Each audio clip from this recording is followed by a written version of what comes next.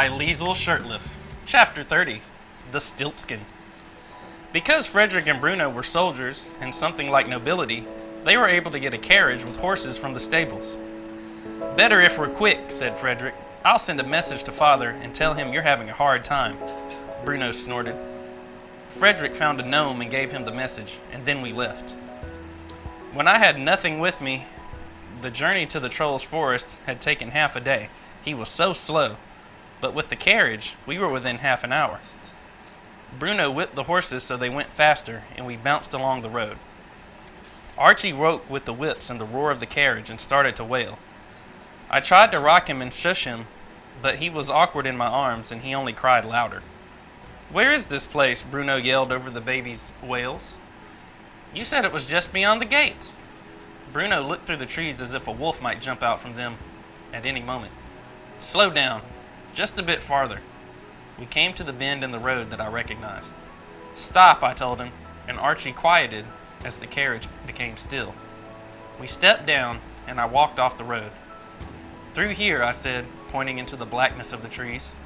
Frederick and Bruno halted at the edge of the road. "In there?" they asked at the same time. Frederick's voice cracked. "I had to hide the gold in a place where no one else would find it." I walked into the trees. A few moments later, I heard their footsteps behind me. We walked slowly and quietly until we came to the apple tree. Its branches bowed, heavy with the weight of poisoned fruit. I really hoped Bork was still trying to catch a pet, even though he already had nothing. Gently, I sat the baby down on the ground. "Wait here," I told them, and approached the tree. There was very little light to see by, but I searched around the tree until I saw it. The snare. Very carefully, I placed my foot into the trap. Snap! Shwip! Schlunk! The rope yanked me off the ground, and I screamed louder than necessary to attract the trolls. Frederick's and Bruno's jaws dropped. A few moments later, rustling came from the brush behind me, and the first of the trolls appeared, ugly and smelly as ever. "Trolls!" I shouted. "Help! Trolls! Trolls! Help me!" Frederick and Bruno squealed and ran, flailing their arms. They didn't even pause to pick up their baby nephew. They bolted through the trees toward the carriage. I barely heard the crack of the whip or the horses' hooves above their screams. In a few moments, the noise faded. "What's this?" said one of the trolls. "Didn't you learn anything from last time?" "Hello, Bork." Archie began crying. "And you brought extra," said Bork. "Well, we can always use a side dish." "Oh, you wouldn't want that," I said, far too bitter. "Do you have any sludge?" "We always have sludge," and he cut me down. The first part of the plan had worked. I was out of the castle, and Frederick and Bruno were gone. But that was the easy part. Now I had to find a Stiltskin before it was too late. Something told me I was in the right place. I was greeted with many snorts and snarls from the trolls. Slop now had a wolf pelt on his head instead of his deer antlers. "How did you get that?" I asked. "He ate the apples," said Slop. "Wolves don't eat apples," Bork corrected. "He died of starvation. Didn't even have any meat on his bones. Because them apples ate it all up with their poison." Slop pushed down the wolf head so his teeth were hanging over his eyes. Then he sniffed me. "You still reek of magic." I wanted to tell him he reeked of troll, but I didn't. Mard hugged me when she saw me, which was comforting despite the smell. "What is this?" she said, pointing to Archie in the basket. "That's Archie," I said without explanation. "He's horribly clean, and so are you." Mard took Archie from my arms, and Gorp and Grot tackled me to the ground and smeared mud in my clothes. As I stood up, a fat donkey came trotting toward me. "Nothing!" He brayed and pushed me with his head right back down into the mud. "We named him Horace," said Grot. "He likes to eat worms." I laughed. Nothing's name is Horace, and he likes to eat worms. Well, he looked happy. Maybe having a real name made him a better donkey. Mard pushed a cup of sludge into my hands. "You need fattening," she said. "You grew." Then she dipped her fingers into the sludge and fed some to Archie. I thought for sure he would start crying, but he didn't. He slurped and gurgled. The young prince had a taste for worms. "This will make him a strong boy," said Mard. "Why have you come back?" asked Bork. "And who were those boys?" "Those were the Queen's brothers."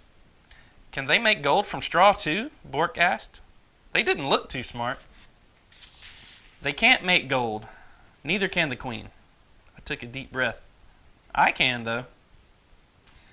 All the slurping and grunting and snorting stopped, and the trolls stared at me. So I told them my story. All of it.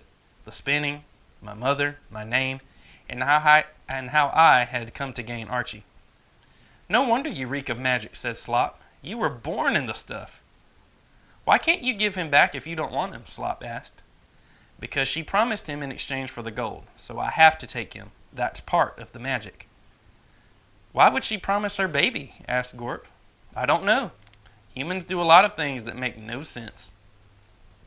The trolls grunted in agreement and raised their cups. Archie started to cry, and Mard bounced and rocked him. Too clean, poor thing. She took handfuls of mud and slathered it on his face, so she looked like a piglet in a mud puddle. I thought for sure he'd go into hysterics, but instead he stopped crying and drifted off in Mard's arms as she rocked him. Watching this, I felt a pang in my chest. A baby should have a mother, and a mother should have her baby. That is, if destiny works out the way it's supposed to. I needed to find a way to give Archie back to Opal. That's why I had come here. I have something to show you, said Bork. What is it? Something I discovered a little while ago. Let's go to the tree. We took a torch through the trees until we came to the clearing with the apple tree, standing so still and perfect in the dark. Bork reached up and picked an apple and held it to the light of his torch. This tree grew from the seeds of a poisoned apple, so I've never tried one, but a few weeks ago I saw a strange thing. A family of raccoons came out in the middle of the night and started eating those apples. I watched them, followed them to their den, and they didn't die. They didn't even seem sick. So I thought maybe those apples aren't poisonous for raccoons. But I kept watching the tree, and a week later I saw some squirrels gnawing at the apples, and they didn't get sick either. So you know what else I thought? Maybe those apples aren't really poisonous at all. Maybe poison doesn't have to grow from poison. Not always. This tree, I think just maybe it grew the way it wanted to grow. Those seeds, they were stronger than the magic. Without warning, Bork took a bite of the apple. I snatched it and threw it away. What are you doing? He chewed and swallowed, and we waited. My heart pounded as I thought that at any moment, Bork was going to drop dead. He smacked his lips, then grimaced. Surely the poison was sinking in now. Not as good as sludge, he said. Well, I thought that might be useful to you. You can think about it. Think about what? The things you know that you don't know you know. You're not so bright compared to a troll, but you're a crumb smarter than most humans. Thank you, I said, but I'm not sure I understand. You humans always talk about magic and destiny like it's the most powerful thing in the world. Like it controls you. Doesn't it? I guess it does if you want it to. Maybe it does other humans, but you, Rump, you were born with magic. I can smell it stronger on you than any magical object I've ever found, even stronger than on this tree. But that's the problem, I said. It's the magic that's caused all this trouble. Just like all those things in your hoard cause trouble. I can't do anything about it. It's the people who cause the trouble, Rump, not the magic itself. If you're so full of magic, why should you be helpless? I don't know. I felt dizzy with confusion. Bork handed me the torch. Think about it. It's not so hard. He walked back into the trees. Everything was cold and quiet now, except for the crackle of the torch. I stared at the apple tree. I still couldn't believe Bork ate one. Maybe that poison didn't work on trolls. Maybe it only worked on princesses. Or maybe Bork was right. Those seeds really were stronger than the magic. I am not a tree. I was born with a name, and that name is my destiny. Rumple has me wrapped and trapped. It controls me. My destiny controls me. But then a new question entered my mind. What is destiny? I knew that everyone had one, just as they had a name. And they were one and the same. Just as no person chooses their own name, no person chooses their own destiny, it isn't up to them. But what if that wasn't so? If Red's granny said that I must find my destiny, doesn't that mean I have some say in where to look? Maybe destiny isn't something that just happens. Maybe destiny is something you do. Maybe destiny is like a seed and it grows.